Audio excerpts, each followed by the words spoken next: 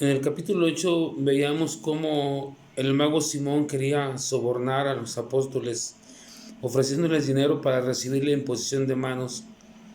Veíamos cómo el mago quería hacer su negocio, cómo querían comenzar a trabajar y a ganar dinero por ese lado.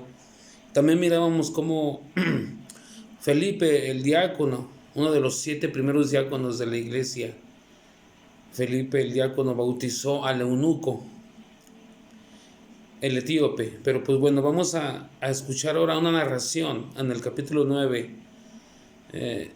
Y quiero hacer hincapié en la persona de Saulo, cómo era Saulo, a qué se dedicaba y cómo fue convertido en un Pablo. Pues quiero que hagan ustedes diferencia entre esos dos personajes, vamos, que es la misma persona en distintas facetas. Por un lado se llamaba Saulo y por el otro lado era Pablo ya. Entonces, quiero hacer hincapié para que vean ustedes la diferencia entre Saulo y Pablo, que al fin de cuentas viene siendo la misma persona. Vamos a comenzar el capítulo 9. Saulo no desistía de su rabia, proyectando violencia y muerte contra los discípulos del Señor. Quisiera seguir leyendo, pero encuentro rápidamente una reflexión. Dice que Saulo no cesaba su rabia de él y que sembraba crimen, muerte. Es decir, Saulo era también un asesino, un criminal. Si no, era el autor intelectual de los crímenes, era el que pensaba cómo matar a los discípulos. Si no los mataba físicamente, pero sí participaba en esos crímenes, de tal manera que se convertía en un asesino. Saulo se presentó al sumo sacerdote y le pidió poderes escritos para las sinagogas de Damasco, pues quería detener a cuantos seguidores del camino encontraba, hombres y mujeres, y llevarlos presos a Jerusalén. Bueno, pues dice que encontraba a cualquier persona que encontraba, la detenía y la quería llevar presa. ¿Hasta dónde era su odio? Era un odio muy grande el que tenía Saulo en su corazón contra los discípulos. Y recordamos quién era Saulo. O sea, Saulo no era un cristiano, Saulo era un fariseo. Sabía las leyes judías, sabía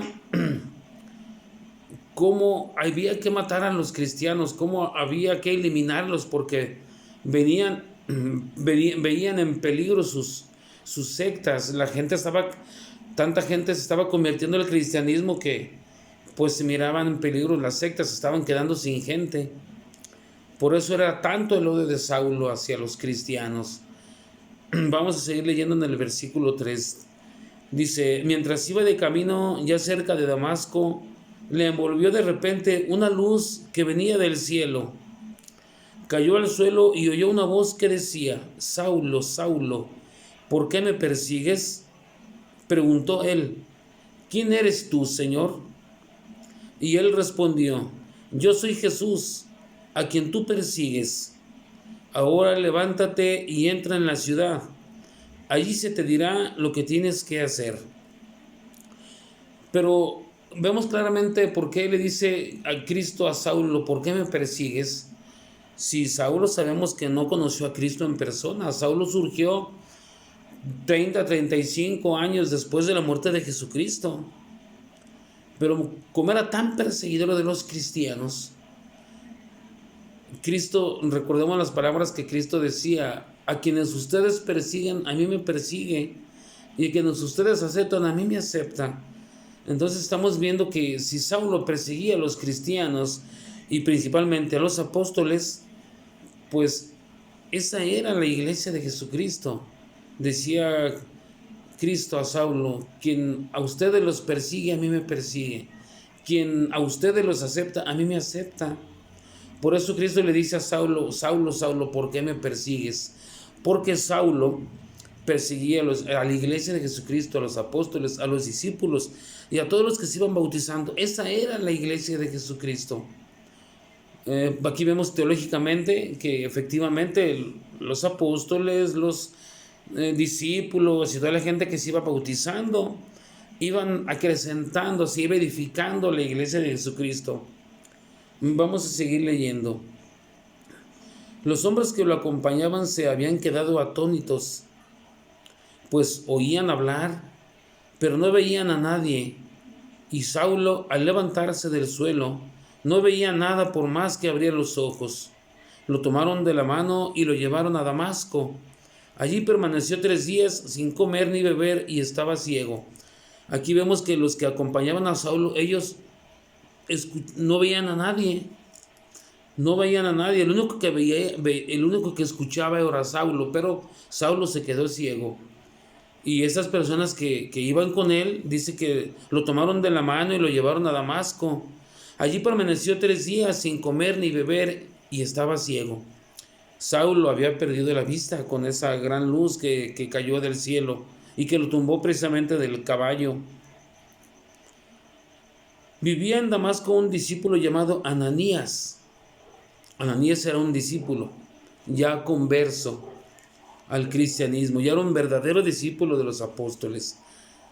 Y hago hincapié porque más adelante nos va a hacer una narrativa respecto a este discípulo Ananías. Dice, vivía en Damasco un discípulo llamado Ananías. El Señor lo llamó en una visión. Ananías, respondió él, aquí estoy, Señor. Y el Señor le dijo, vete enseguida a la calle llamada Recta y pregunta en la casa de Judas por un hombre de Tarso llamado Saulo. Esto le dijo el Señor a Ananías, al discípulo. Lo encontrarás rezando, pues acaba de tener una visión. Un varón llamado Ananías entraba y le imponía las manos para que recobrara la vista. Sí, aquí dice Saulo, estaba rezando, dice Saulo estaba rezando, es decir, estaba en oración, rezando. ¿Qué quiere decir eso teológicamente? Que Saulo ya se estaba preparando espiritualmente para su conversión. Vamos a seguirle con la lectura. Ananías le respondió, Señor, he oído a muchos hablar del daño que este hombre ha causado a tus santos en Jerusalén, y ahora está aquí con poderes del sumo sacerdote para llevar presos a todos los que invocan tu nombre. El Señor le contestó, vete, este hombre es para mí un instrumento excepcional, y llevará mi nombre a las naciones paganas y a sus reyes, así como al pueblo de Israel. Yo le mostraré todo lo que tendrá que sufrir por mi nombre. Vemos 2 ministerios muy distintos. Por un lado, el de Pedro, ser piedra de la iglesia que Cristo fundó aquí en la tierra. El ministerio de Saulo, ya converso a Pablo, era muy distinto al de Pedro. Y aunque los dos eran apóstoles de Jesucristo, uno llamado directamente y el otro fue llamado por una visión, en el caso de Saulo, vemos 2 ministerios distintos. Por ejemplo, el de Pedro era ser piedra de la iglesia que Jesucristo fundó aquí en la tierra. Era ese el ministerio de Pedro, ser el papa, el primer papa. A él le dieron las llaves, las llaves significan autoridad. Y Saulo fue llamado como un instrumento excepcional de Jesucristo, no para ser piedra de la iglesia, sino para predicar la palabra, que son 2 ministerios muy distintos. Uno, ser la piedra, y el otro, ser un gran predicador. Vamos a seguir leyendo en el versículo 17. Salió Ananías, entró en la casa y le impuso las manos, diciendo, hermano Saulo, el Señor Jesús, el que se te apareció en el camino por donde venías, me ha enviado para que recobres la vista y quedes lleno del Espíritu Santo. Aquí como vemos que le impusieron las manos a Saulo. Primero estuvo 3 días sin comer, estuvo rezando, y después aquí dice que le impusieron las manos. Es decir, Saulo se estuvo preparando, ciego en esa casa donde le devolvieron la vista. Se estuvo preparando espiritualmente. 3 días sin comer, haciendo oración, ayunando. Le impusieron las manos. O sea, es una preparación a la conversión. Un llamado excepcional que Cristo le hizo a Saulo. Ahora vamos a ver con qué fuerza ese odio de Saulo hacia los cristianos, hacia los apóstoles, hacia la iglesia de Jesucristo, con esa fuerza que Saulo la odiaba, esa misma fuerza fue con la que después, ya convertido, predicaba. Vamos a seguir leyendo en el versículo 18. Al instante se le cayeron de los ojos una especie como de escamas y empezó a ver.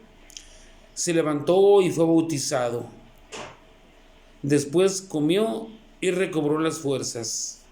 Dice aquí, se levantó y fue bautizado. Es decir, le impusieron las manos, recibió el Espíritu Santo. Saulo fue bautizado. Después comió y recobró las fuerzas. Ya con el Espíritu Santo, ya con la imposición de manos, con el ayuno, con la oración, con la preparación y con el envío, pues obviamente tenía que quedar fuerte espiritualmente Saulo. Por eso aquí dice en el versículo 19, después comió y recobró las fuerzas.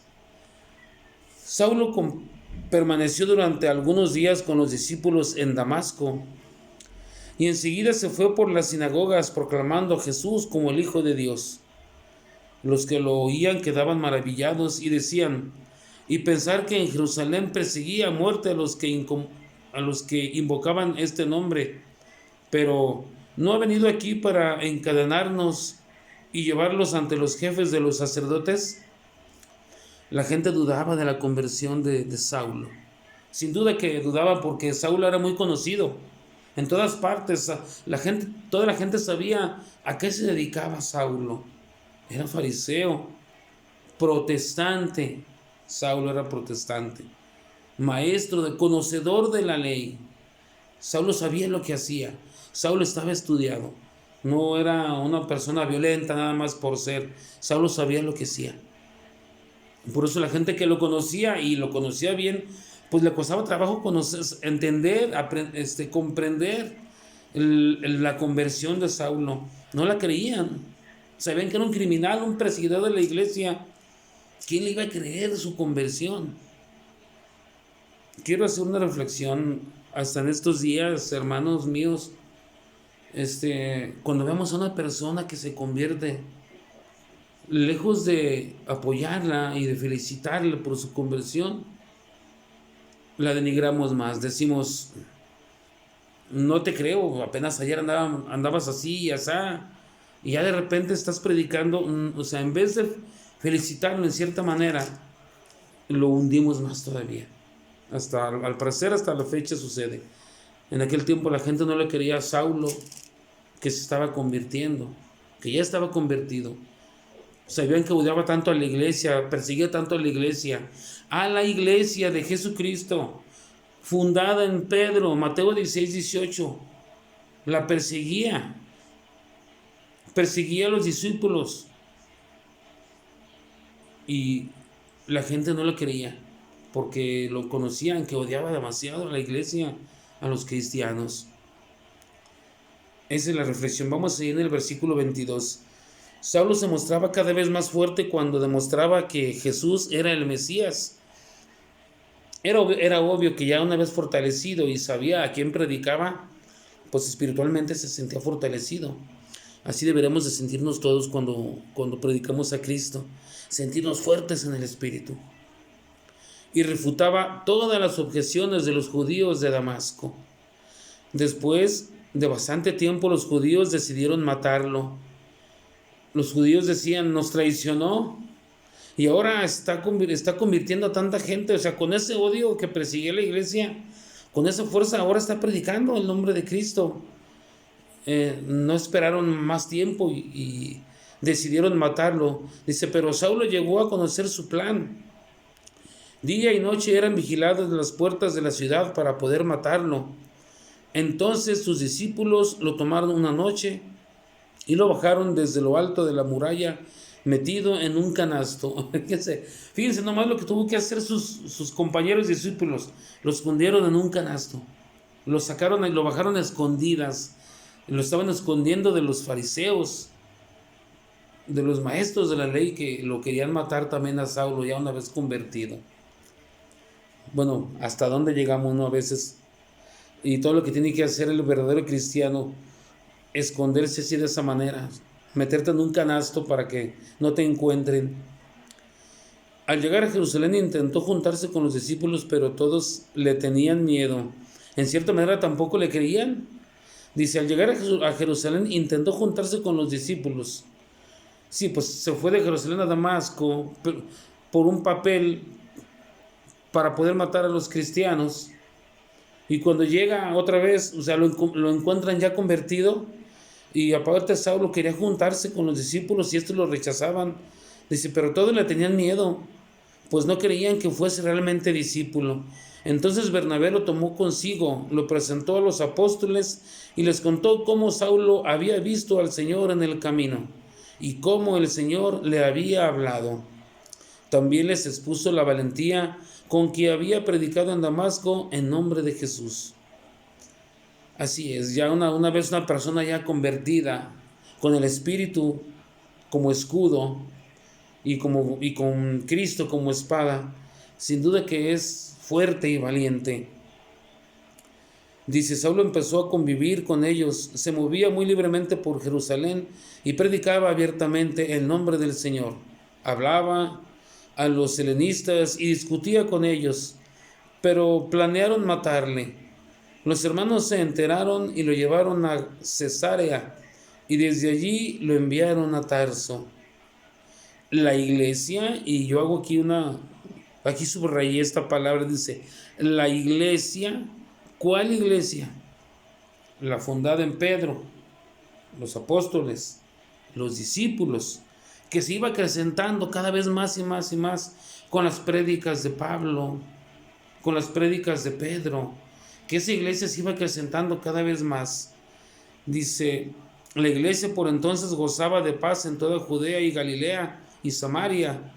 Se edificaba, crecía. Eso quiere decir se edificaba, crecía. Caminaba con los ojos puestos en el Señor y estaba llena del consuelo del Espíritu Santo. Aquí vemos otra vez la figura de Pedro. Pedro, siempre Pedro. El líder, la piedra que Cristo dejó en la tierra de su iglesia. Pedro, que recorría todos los lugares, fue también a visitar a los santos que vivían en Lida. Allí encontró a un tal Eneas, que era paralítico y desde hacía 8 años yacía en camilla. Pedro le dijo, Eneas, Jesucristo te sana. Fíjense, Pedro le dijo, Eneas, Jesucristo te sana. Yo no te sano. Jesucristo te sana. Pedro reconocía que ellos lo que hacían era obrar por medio de Jesucristo. Pedro le dijo, Eneas, Jesucristo te sana. Levántate y arregla tu cama. Y de inmediato se levantó. Todos los habitantes de Lida y Sarón lo vieron y se convirtieron al Señor. ¿Quién decía que Pedro no predicaba? ¿Que Pedro no bautizaba? ¿Quién decía que Pedro no hacía conversiones al cristianismo? ¿Quién decía que Pedro no convencía a los paganos a convertirse al cristianismo? En Jope había una discípula llamada Tabita, o Dorcas en griego, que quiere decir gacela. Hacía muchas obras buenas y siempre ayudaba a los pobres. Por aquellos días se enfermó y murió. Después de lavar su cuerpo, lo pusieron en la habitación del piso superior. Como Lida está cerca de Jope, los discípulos, al saber que Pedro estaba allí, mandaron a 2 hombres con este recado. Ven inmediatamente a donde nosotros. Pedro se fue sin más con ellos. Apenas llegó, lo hicieron subir a la habitación del piso superior, donde le presentaron a todas las viudas que estaban llorando y le mostraban las túnicas y mantos que Tabita hacía mientras vivía con ellas. Bueno, pues aquí vemos que esta persona, Tabita, era una persona caritativa, que practicaba la caridad, el amor, hacía muchas obras de caridad. Dice aquí que las viudas que estaban llorando porque ella murió, Las viudas que eran las que trabajaban con ella, hacían mantos y túnicas. A mi entender, Tabita era una persona que practicaba la caridad y que ayudaba a la gente desamparada. Y en aquel tiempo la gente desamparada eran las viudas y los huérfanos. De hecho, Cristo, esa era su prioridad cuando predicaba. Su prioridad eran las viudas, los huérfanos. Esa era la prioridad de Cristo cuando predicaba. Por eso hacía la multiplicación de los panes cuando predicaba a multitudes, a miles de personas, porque en su mente de Cristo estaban los necesitados, los desamparados. Y en aquel tiempo la mujer era la más desamparada, la más denigrada en la sociedad. Y Cristo lo sabía, por eso las procuraba, a las viudas y a los desamparados, pues, y a los huérfanos. Pues vamos a seguir con esta lectura. Dice: Pedro hizo salir a todos, se puso de rodillas y oró. Luego se volvió al cadáver y dijo: Tabita, levántate. Ella abrió los ojos, reconoció a Pedro y se sentó. Él le dio la mano y la ayudó a levantarse. Luego llamó a los santos y a las viudas y se la presentó viva. Esto se supo en todo Jope y muchos creyeron en el Señor. Pedro permaneció en Jope bastante tiempo, en casa de un curtidor llamado Simón. Pues, ¿qué capítulo? Me impresiona a mí bastante ver cómo la iglesia de Jesucristo se edificaba, cómo la iglesia de Jesucristo crecía en espíritu y en sabiduría, y iban convirtiéndose muchísimos discípulos al cristianismo. Eran discípulos de los apóstoles. Pedro predicaba, sanaba, andaba en muchos lugares. Pedro, que me diga un hermano separado que Pedro no convertía a los cristianos, que a Pedro no bautizaba. No, pero es que llegó Saulo, fue Pablo y ya fue mucho más que Pedro, porque Pablo predicó mucho más que Pedro. El ministerio de Pedro era distinto al de Pablo. El ministerio de Pedro era ser la piedra de la iglesia. Y aún así Pedro predicaba, bautizaba, sanaba. La sombra de Pedro los curaba. Pero el carisma de Pablo era distinto. Predicar la palabra en muchísimas ciudades. De ahí que posteriormente miraremos las cartas de Pablo. Hermanos, pues hasta hoy está este capítulo muy nutritivo, ¿no creen? Bueno, pues muchas gracias. Nos vemos mañana con el capítulo número 10.